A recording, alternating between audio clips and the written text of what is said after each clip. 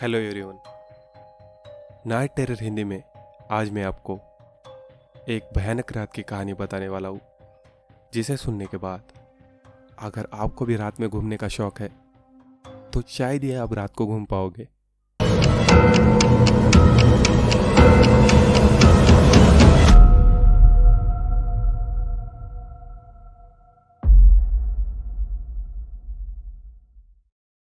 तो ये कहानी रोहित नाम के एक लड़के की है। तो चलो शुरू करते हैं। मैं रोहित आज आपको मेरे साथ हुई एक भयानक घटना के बारे में बताने जा रहा हूँ। मुझे ट्रैवल ब्लॉगिंग का बहुत शौक है और इसलिए मैं अक्सर नई नई जगह पर जाया करता हूँ। आज से 2 साल पहले की बात है। सर्दियों का मौसम था। हमारे शहर से लगभग 40 किलोमीटर दूर एक बहुत बड़ा मकान है, जिसके चारों तरफ घना जंगल है। जंगल के बीच से एक सड़क निकलती है जो कि आगे जाकर हाईवे पे मिलती है। उसी जंगल से 4 किलोमीटर पहले बाइक का शोरूम है, जहाँ से मैंने अपनी बाइक ली थी। एक दिन मुझे मेरी बाइक को सर्विस करानी थी। मैं शोरूम पहुंचा बाइक की सर्विसिंग के लिए, और फिर शोरूम वालों ने कहा कि बाइक की सर्विसिंग को 2 घंटे लगेंगे, तब तक आप अंदर बैठिए।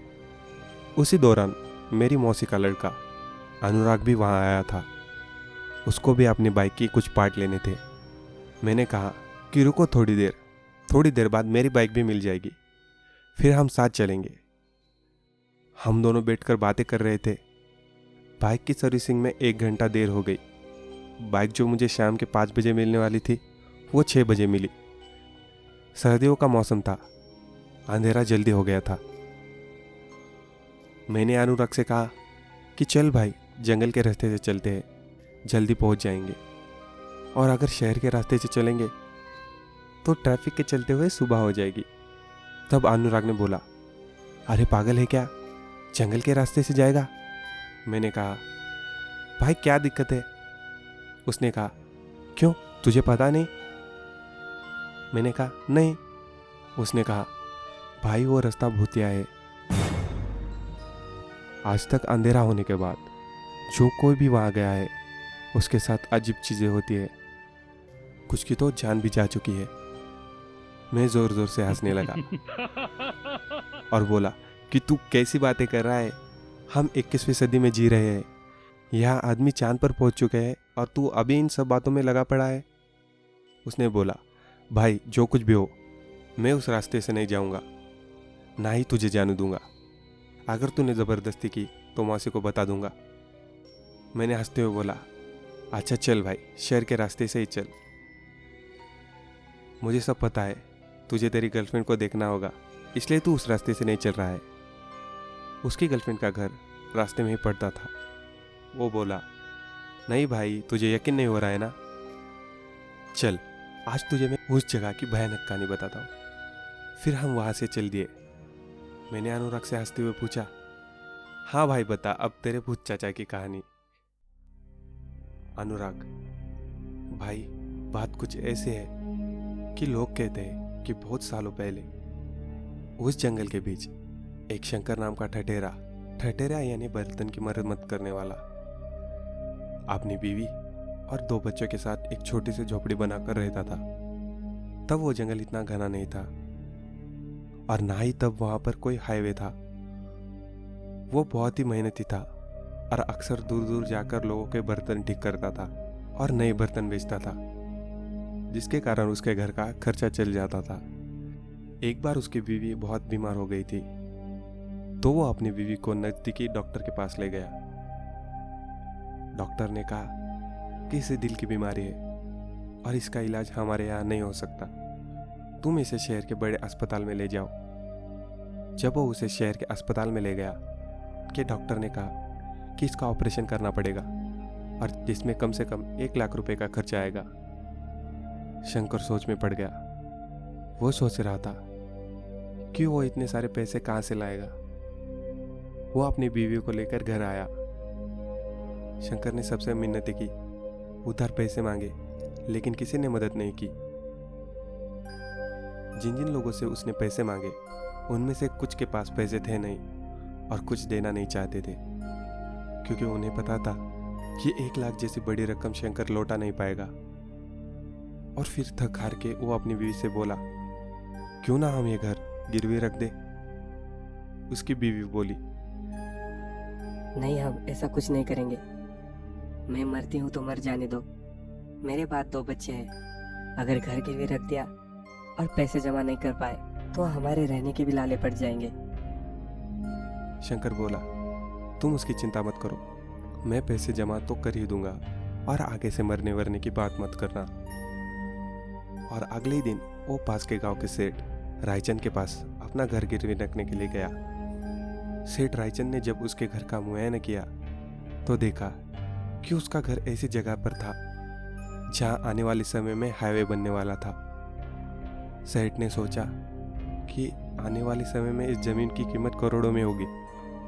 तब सेठ रायचंद ने बोला, इसके 1 लाख रुपए तुम ले लो, लेकिन जमीन गिरवी रखने के लिए कुछ कागजी काम करने होते। शंकर बोला, मंजूर है साहब, बस आप बताइए मुझे क्या करना होगा। सेठ बोला, कुछ नहीं, बस कुछ कागजातों पे अंगूठा लगाना होगा। शंकर बोला, ठीक है साहब। सेठ रायचंद ने अपनी पहुंच से उस जमीन के बिक्री के कागजात बनवाए और अगले दिन शंकर को बुलाकर उस पर अंगूठा लगवाया और बोला, 1 हफ्ते बाद आकर पैसे ले जाना। जब शंकर 1 हफ्ते बाद पैसे लेने पहुंचा तो सेठ ने 40,000 रुपये उसको दिए। पैसों को गिनकर शंकर ने कहा कि साहब, ये तो सिर्फ 40,000 रुपये है, हमारी बात तो 1 लाख रुपए की हुई थी। सेठ ने बोला कि सुबह सुबह शराब पीकर आए हो क्या? हमारी बात 40,000 रुपये की हुई थी। शंकर बोला, साहब मुझे 1 लाख रुपए की सख्त जरूरत है, ऐसा मत कीजिए। सेठ बोला कि जा भाग यहाँ से, 1 रुपया भी तुझे इससे ज्यादा नहीं दूंगा। तब शंकर बोला कि मैं पुलिस थाने जाऊंगा, आपको मुझे अपने हक का पैसा देना ही पड़ेगा। सेठ बोला, चल जा, जो करना है कर ले।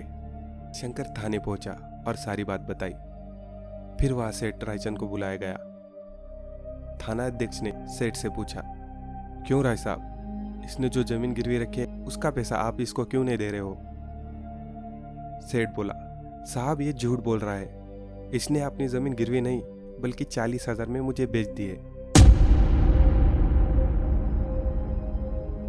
और वो 40,000 मैं इसे दे चुका हूं। अगर मेरी बातों पे विश्वास नहीं हो रहा है तो ये देखिए, ये रही जमीन के कागजात और इस पर इसका अंगूठा भी लगाया है। थाना अध्यक्ष ने कागजात देखा और शंकर को वहां से खदेड़ दिया। शंकर रोता हुआ घर आया और सारी बात अपनी बीवी को बताई। तब उसकी बीवी रोते हुए बोली, अब क्या करें, कहाँ जाए, हमारा तो सब कुछ बर्बाद हो गया। तब शंकर बोला, तू चिंता मत कर, मैं उस राय पर धोखाधड़ी का मुकदमा करूंगा। और यह कहते कहते वो बाहर चला गया। जब वो शाम को घर लौटा तो उसने देखा कि उसकी बीवी और दोनों बच्चे घर के अंदर फंदे से लटके हुए थे।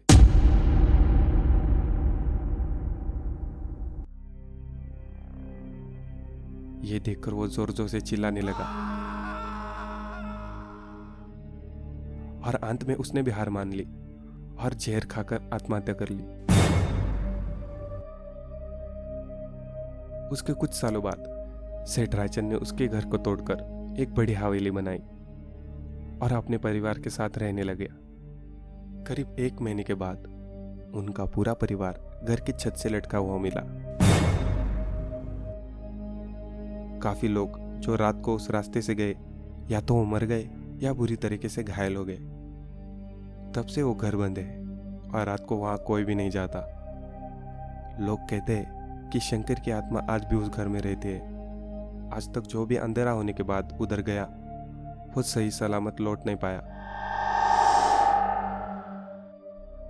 तब मैंने अनुराग से कहा, भाई कहानी तो काफी अच्छी है, लेकिन अफसोस ये सिर्फ कहानी है।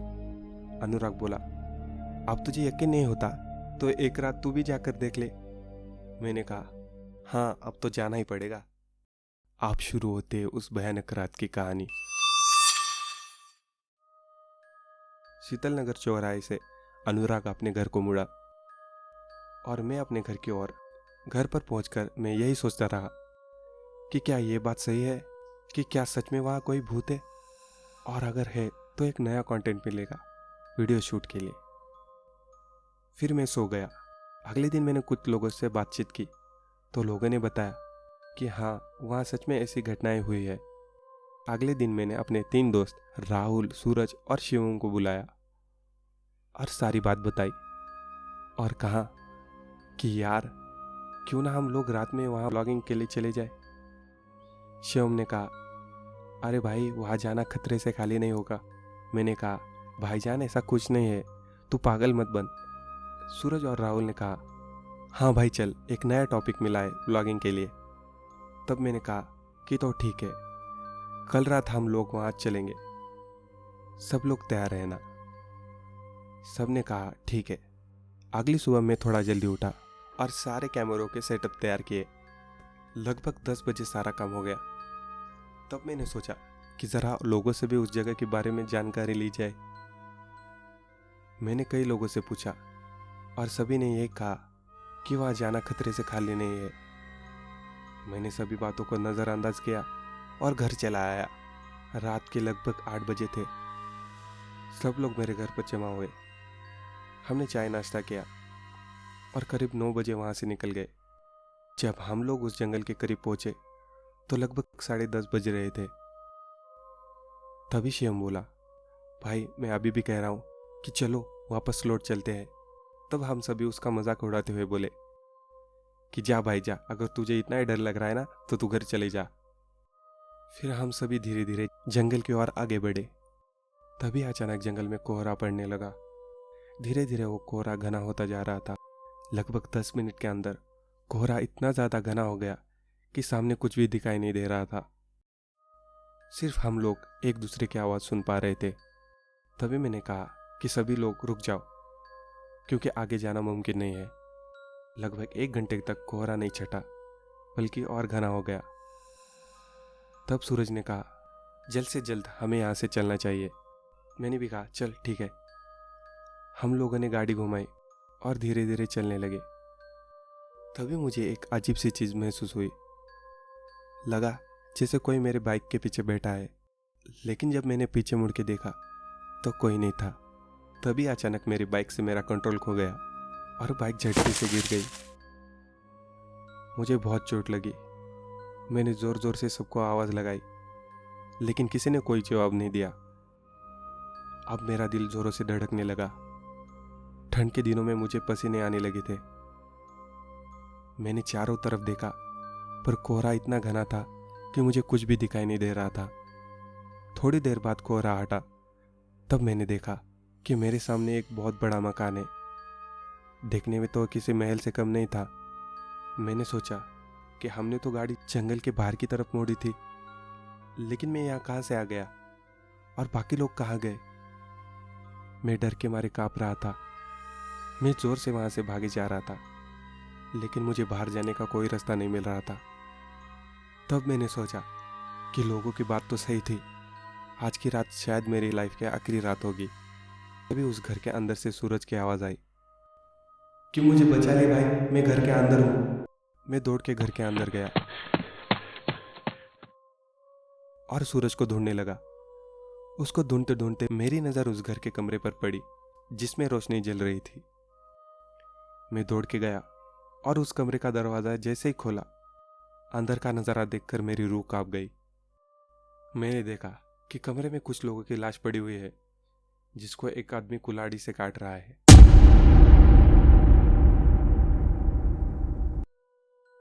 एक बच्ची बैठी है जो खून को पी रही है। एक महिला है जो उन सभी के हाथों को निकाल रही है और उनको चूल्हे पे पका रही है। यह देखकर मेरी रूह कांप गई। मैं वहां से जान बचाकर भागने लगा, लेकिन मैं जहां भी जाता घूम फिरकर उसी कमरे के पास आ जाता। मेरी धड़कन बढ़ने लगी। तभी अचानक किसी ने उठाकर मुझे फेंक दिया। मैं जाकर एक मेज से टकराया और घायल हो गया। मेरे सिर पर चोट आई और मैं लगभग बेहोश होने लगा। तभी मैंने देखा कि वो कुल्हाड़ी वाला आदमी मेरी तरफ कुल्हाड़ी लेकर आ रहा है। मैं भागना चाह रहा था लेकिन मैं उठ नहीं पा रहा था। तभी उसने मेरे ऊपर कुल्हाड़ी से वार कर दिया। मैं दर्द से चिल्लाने लगा। वो मुझे काटता गया और फिर मैं बेहोश हो गया। फिर मेरी आँख खुली। मैंने देखा मम्मी पापा खड़े हैं। मैं अस्पताल के एक बेड पर लेटा हूँ। मैंने उठने की कोशिश की तो देखा मेरा दाहिना हाथ नहीं है और सारे शरीर पे पट्टियां बंधी हुई है। मैंने पूछा, मैं कहाँ हूँ पापा, ये सब क्या हुआ है? मेरे दोस्त कहाँ है? मेरी बाइक कहाँ गई? तब पापा रोने लगे और बोले, मेरे बेटे तू बच गया। मम्मी और सभी बहुत खुश हो गए। सभी डॉक्टर आए और बधाई देने लगे। मेरी मम्मी ने सारे अस्पताल में मिठाई बांटी। तब अनुराग आया। वो मुझे गले लगाकर रोने लगा। मैंने पूछा, भाई सच बता क्या हुआ है? तो वो बोला, मेरे भाई तू 3 साल से कोमा में था।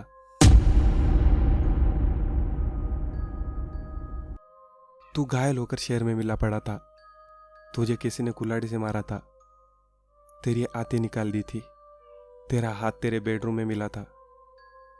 तेरे दोस्तों ने अपने कमरे में फांसी लगाकर आत्महत्या कर ली। एक की तो बोटी बोटी उसके घर के टंकी में मिली। तेरी बाइक तेरी बाथरूम में पड़ी थी। मैं स्तब्ध रह गया। अनुराग ने पूछा, क्या हुआ तुम्हारे साथ? तुम कहाँ गए थे? मैंने उसे कुछ न बताना ठीक समझा। मैंने कहा, मुझे कुछ याद नहीं है। कुछ दिन बाद जब मैं ठीक होकर घर लौटा तो एक तांत्रिक बाबा को मैंने सारी घटना बताई। उन्होंने कहा, जिस घर की तुम बात कर रहे हो वो घर वहां कभी था ही नहीं। ये वही ठठेरे की जमीन थी। वो ठठेरे और उसकी परिवार की रूह आज भी वहां भटकती है। उसी रूह ने ये तुम्हारी हालत की है। तुम उस घर में गए, ये तुम्हारी सबसे बड़ी गलती थी। मैंने कहा, तो मैं कैसे बच गया? तब वो बोले, ये तो खुदा ही जाने। फिर मैं वहां से चला आया। आज 5 साल बीत गए लेकिन आप भी मुझको अंधेरों से डर लगता है। मैं रात में नहीं सो पाता। जब भी मुझे वो भयानक रात याद आती है मेरे रोंगटे खड़े हो जाते हैं। तो आज की कहानी कैसे लगी कमेंट सेक्शन में ज़रूर बताना। और नए होते चैनल को सब्सक्राइब ज़रूर करना। और ऐसे ही भूतिया स्टोरीज के लिए मेरी प्लेलिस्ट ज़रूर चेक करना। Thank you so much.